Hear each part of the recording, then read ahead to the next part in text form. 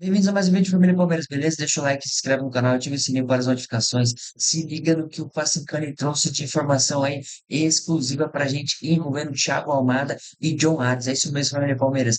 Dois craques estão a caminho do Verdão. É sobre isso o vídeo de hoje. Fique até o final, já deixa aí no comentário a opinião de vocês. Vambora lá.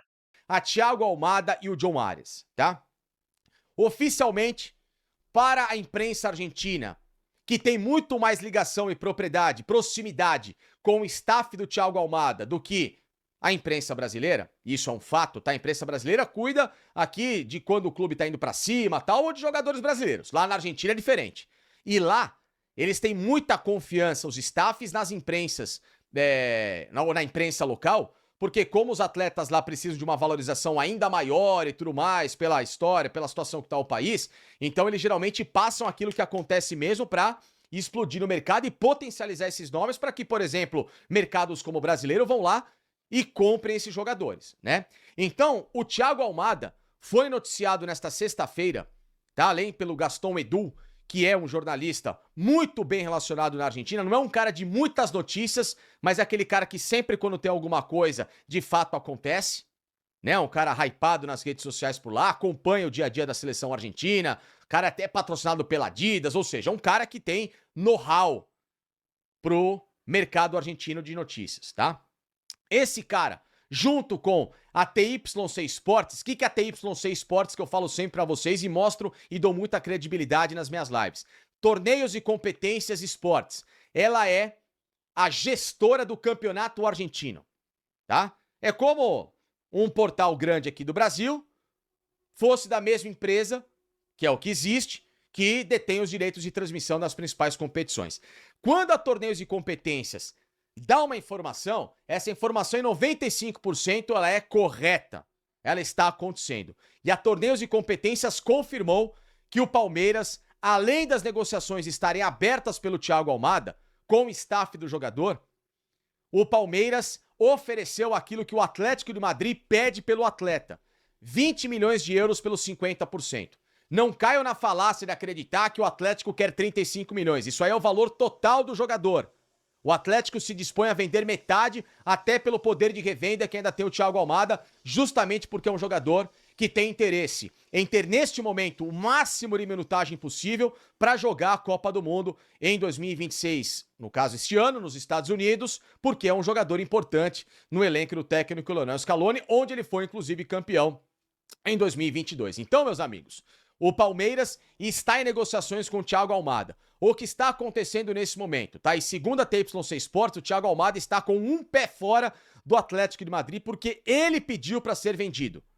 Ele, Thiago Almada, ele não quer continuar lá e o convencimento do Palmeiras tem se dado por um pequeno e importante detalhe agora para que o Thiago Almada volte à América do Sul, diferente até do que o staff gostaria que ele permanecesse na Europa, só que sem garantia dessa minutagem. Um cara chamado Marlon Freitas. Essa informação é verdadeira sim. O Marlon Freitas já conversa com o Thiago Almada e mostrou para ele o projeto do Palmeiras e o que o fez trocar o Botafogo, do qual ele era um capitão da equipe, para chegar ao Palmeiras em 2026. Jogadores que foram campeões juntos, na mesma equipe, dividindo a mesma região do campo, que é, obviamente, o meio-campo, e que, obviamente, ganharam Campeonato Brasileiro e Libertadores em 2024. Então, o poder de conhecimento fiel da balança para que o Thiago Almada se enquadre no que o Palmeiras ofereceu a ele, Thiago Almada, nesse momento, que é o teto do clube, junto com Paulinho, com Andréas Pereira, com Rafael Veiga, com Gomes, porque ele ganha um pouco mais do Atlético de Madrid, mas não muito além desse teto. Esse poder de convencimento chama-se Marlon Freitas, tá bom? Marlon Freitas. Então o Palmeiras tem uma belíssima carta na manga para que essa negociação saia do papel. Então vamos aguardar essas próximas horas o andamento, porque o Palmeiras entende que é uma grande oportunidade de mercado que não se pode perder, ainda mais para dar uma resposta aos rivais, né? No caso, O Cruzeiro que acabou de contratar o Gerson, que foi desejo, que houve conversas com o Palmeiras, como trouxemos com exclusividade aqui no canal do Facincani há 3 meses, e infelizmente pelos valores o Palmeiras não quis pagar, mas agora surge um jogador mais barato e que pode fazer até uma função mais versátil da qual o Palmeiras gostaria no setor de meio campo em relação ao Gerson, tá? Por outro lado, em paralelo a essa história do Thiago Almada, tem a situação do John Arias, do Wolverhampton, que já desde o final do ano passado falou: não quero continuar aqui, o time está rebaixado virtualmente para a segunda divisão da Inglaterra, vai se desfazer de vários jogadores, vai precisar de grana, obviamente, para se manter na Championship com força no ano que vem, com poderio de investimento para tentar voltar à primeira divisão. E aí, obviamente, com isso, esses negócios vão acontecer. O que, por exemplo, no final do ano passado, o Wolverhampton pedia ao Flamengo, que fez fortes consultas para ter o John Arias como reforço e acabaram não vingando, é o mesmo daquilo que ele pagou ao Fluminense. 22 milhões de euros. Só que tem um detalhe, isso era um valor total com metas que deveriam ser batidas. O Palmeiras ofereceu 18 milhões. Até onde eu estou sabendo nesse exato momento. Por isso que eu falei dos 38 lá no começo da informação em relação ao caso do Alan, porque o Palmeiras não gostaria de ter essas metas lá na frente para serem cumpridas, mas gostaria de executar um valor maior do que o que foi pago integralmente pela equipe do Wolverhampton, à época ao Fluminense, com parte também cedido ao time colombiano do Patriotas, onde ele fazia parte. Então, meus amigos, o Palmeiras acordou de uma vez por todas e, obviamente, isso sim é investimento que o clube precisa. Trazer jogadores que todo mundo sabe que com 95% de chance vão dar resposta. Porque aí, olha só o desenho de um meio-campo com isso, caso saia do papel. Você pode até abrir mão nesse momento, de um primeiro volante, para ter o Marlon Freitas com Andréas Pereira, com Lucas e com, olha lá, Marlon Freitas, Andréas Pereira e Thiago Almada. John Arias, o Paulinho voltando e o Vitor Roque. Gente, é um outro desenho de meio campo, é um outro desenho de meio ataque, é um time extremamente letal em todas as posições. Um meia que trabalha com uma capacidade incrível de servir os companheiros como Almada, 2 volantes que trabalham com muita imposição de chegada e controle de jogo, também para fazer com que o Palmeiras jogue de uma forma muito mais inteligente, com bola no chão, com trocas envolventes de passes. 2 caras que jogam mais abertos, com um potencial enorme de finalização, como o John Arias e, obviamente, o Paulinho, e um centroavante amplamente letal com o Vitor Roque. Olha o tamanho e a mudança de cara desse meio-campo. Estão vendo como esse tipo de sonho é o que faz o torcedor querer que o Palmeiras, aí sim, acredite em todos os seus objetivos traçados para ser campeão e recomeçar, como foi a palavra da moda de 2026, tá lá na parede do Palmeiras, recomeçar o 2026 com aquele sonho traçado em 2025 de ganhar tudo? Então aí sim, com esses 2 nomes, com essas 2 chegadas de Thiago Almada e de John Arias, se elas de fato acontecerem, o Palmeiras precisa fazer todos os esforços possíveis. Ah, mas vai gastar muito. Dane-se. Gasta agora. Se ficar devendo um pouquinho depois, o Palmeiras tem como pagar. O Palmeiras traçou a venda do Alan aí como meta, porque isso vai fazer com que o time se torne uma outra forma, uma outra montagem para que nos campeonatos que for disputar, faça muito à frente a Cruzeiro e Flamengo. Inclusive é o seguinte, tá? Para encerrar a informação. O Alan, por enquanto, o Palmeiras quer vendê-lo separado. Mas, não se descarta, até porque o Palmeiras definiu que um desses jogadores de meio campo, Maurício, Alan principalmente, estão nesse chamado poder de revenda, jogadores que foram contratados para esse tipo de negociação, pode ser que dessa vez o Palmeiras até tente envolver um dos jogadores, no caso o Alan é o principal, é o cara que tem mais mercado hoje da Europa olhando para o Palmeiras, para que um desses negócios tenha um desenrolar mais facilitado. Então, vamos aguardar os acontecimentos. Não é certeza isso, tá? Por isso que eu tô dizendo que pode ser, não é cogitado no Palmeiras. O Palmeiras quer vender o Alan separado para esses 2 investimentos. Vamos aguardar. Pelo Atlético de Madrid, 16 jogos apenas. 5 como titular, 31%, minutos dele por jogo 36,7, 2 gols e 1 assistência. Se ele volta para o Brasil, claro que ele vai ser muito mais aproveitado, mas é claro também que é pouco tempo, dá para ele ir desenvolvendo o seu futebol no Atlético de Madrid. É muito dinheiro também para o Palmeiras. É um Palmeiras que, segundo a Leila Pereira, neste ano não ia fazer um grande esforço para trazer um grande reforço, mas simplesmente alguns reforços pontuais. Então ficamos naquela coisa, será que o Palmeiras olha também para a sua concorrência, vê que os outros times estão se fortalecendo muito e pensa, eu também preciso me fortalecer, e dinheiro também não é um grande problema para o Palmeiras? Você acredita que esse é o caminho certo, procurar jogadores como o Thiago Almada? Daqui a pouco vamos falar do Arias, tem novidade, inclusive, fãs de esportes. Perdão, eu ia tocar nesse assunto porque, às vezes, no futebol existe uma pressão interna dentro dos clubes, mas também externa do torcedor que vê, não necessariamente os rivais, mas concorrentes, outras equipes, perto ou longe, desembolsando grandes quantias, fazendo investimentos grandes, trazendo jogadores que esses torcedores gostariam de ter nos seus times. E aí existe uma pressão para que determinadas equipes alterem um pouco a sua forma de pensar em contratações ou resolvam que está na hora de qualificar ainda mais os seus elencos. Por outro lado, o Palmeiras, de um ano para cá, um ano e meio, mudou a sua forma de agir nessa questão de mercado. Então, o investimento no Paulinho não foi pequeno. Sim. O investimento no Vitor Roque quebrou recordes. Agora, o recorde foi batido pela compra do Gerson pelo Cruzeiro. Então, nós estamos falando de coisas grandes feitas pela atual diretoria do Palmeiras, trazendo jogadores de um perfil que nós não víamos nas equipes dirigidas pelo Abel Ferreira desde que ele chegou há alguns anos aqui no Brasil. Então, eu entendo que o torcedor, e nem sei se isso é uma pressão que vem do torcedor ou se internamente no clube, a Leila tem sido estimulada a agir como patrocinadora e não necessariamente como presidente, já que na época em que ela colocava o seu nome na camisa apenas, ela trouxe reforços, ela era conhecida como a mulher do dinheiro e de fato agia dessa maneira. Mas como presidente do clube, o papel é bastante diferente, ela tem que agir de uma outra forma. O Palmeiras investiu no seu elenco ultimamente. Algumas contratações não deram certo e nem foram tão caras assim. Mas não é que o Palmeiras continua sendo o time que tenta ganhar investindo pouco. Não é assim mais.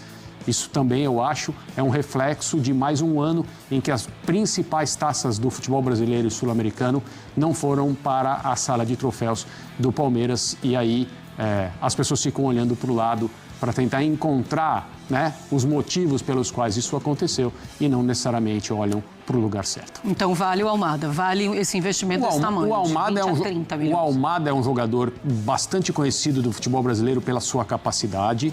É sempre difícil falar, vale isso, vale aquilo. O futebol ele é bem instável e irregular em relação a essas coisas. Às vezes os mercados ficam também um pouco malucos, mas o futebol dele é muito, muito valioso e muito, muito atraente. Muito bem, e ele querendo também ajuda. Temos notícia urgente, tem a ver com Palmeiras e John Arias. Olha, Fãs de Esporte está lá no espn.com.br e a notícia é do Bruno Andrade, falando que é prioridade sim do Palmeiras agora ter o John Arias, reforçar esse ataque. Não é de hoje, mas apesar de não ter iniciado concretamente essas negociações com o Wolverhampton. Segundo apurou a ESPN, o Verdão fez uma primeira abordagem pelo meia atacante colombiano, mas por enquanto não avançou muito com oferta oficial para o clube inglês. Tá aquela coisa, né?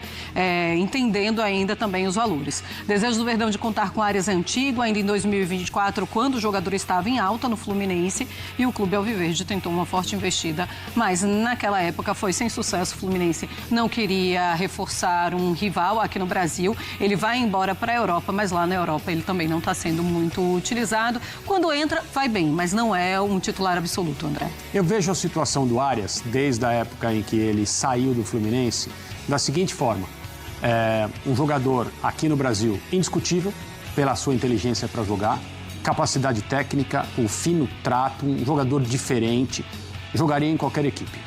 Aí o Fluminense foi disputar o Super Mundial e finalmente apareceu uma proposta que valia a pena do ponto de vista econômico e que permitiria que ele, entre aspas, realizasse um sonho de jogar na elite do futebol. Só que ele não foi para um bom time na Inglaterra. Ao contrário, o time em que ele joga, ou pouco joga, né, para a gente ser mais preciso na colocação, é um dos piores times do futebol inglês. É o pior time do futebol inglês em termos de desempenho na temporada que está em desenvolvimento. E aí, assim, não é que não deu certo, então desliga, volta. Não é. Às vezes, as circunstâncias estão todas, né, no seu devido lugar para um jogador fazer um movimento que, como qualquer outro, é arriscado, não há garantias e pode ser que não seja bem sucedido.